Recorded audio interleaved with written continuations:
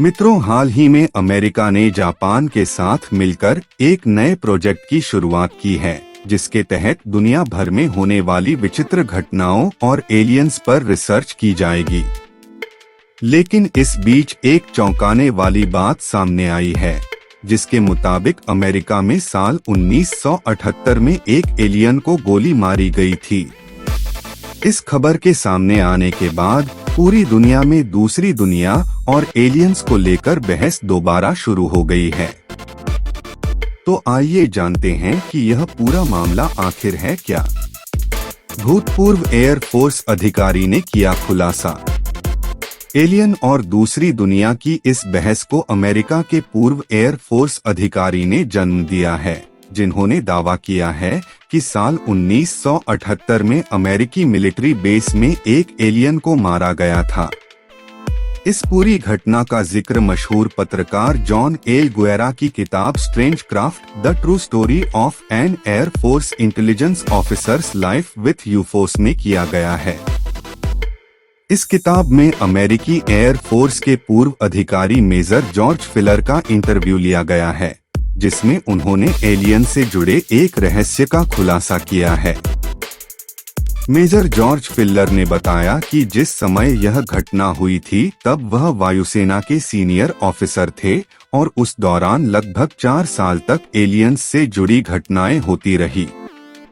इसी बीच 18 जनवरी 1978 को major George Filler intelligence brief तैयार कर रहे थे कि तभी एक सीनियर मेजर दौड़ता हुआ उनके पास आया। उस दौरान वह काफी ज्यादा डरा हुआ था।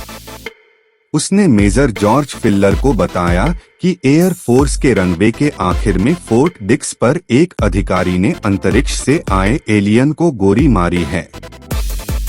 इसके बाद जब मेजर जॉर्ज फिलर ने उस पुलिस ऑफिसर से बात की तो उन्हें पता चला कि वह ऑफिसर मिलिट्री बेस की निगरानी कर रहा था। इस दौरान उसकी कार के पास एक पतला और ग्रे ब्राउन रंग का जीव दिखाई दिया। पुलिस ऑफिसर ने उसे वहीं पर रुकने को कहा, लेकिन जीव उसकी तरफ बढ़ने लगा, जिसकी वजह से अपने बचाव के लिए ऑफिसर ने एलियन को गोली मार दी। सरकार ने नहीं तैयार करने दी रिपोर्ट।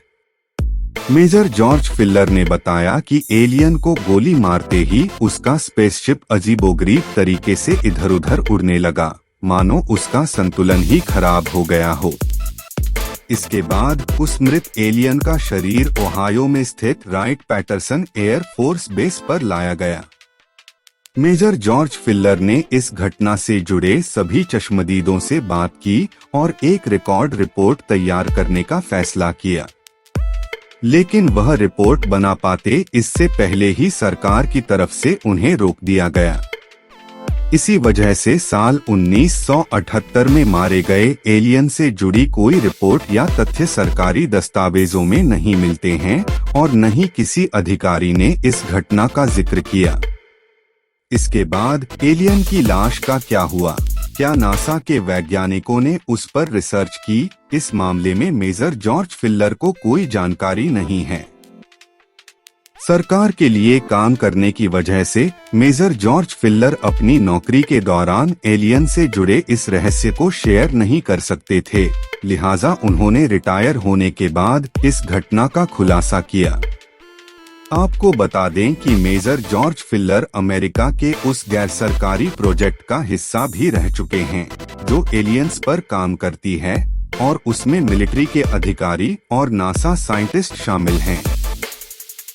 एलियंस पर जापान और अमेरिका की रिसर्च। अब अमेरिका एक बार फिर एलियंस और स्पेसशिप में दिलचस्पी दिखाने लगा है, जिसके तहत पिछले महीने अमेरिकी रक्षा मंत्रालय पेंटागन ने एक टास्क फोर्स बनाई।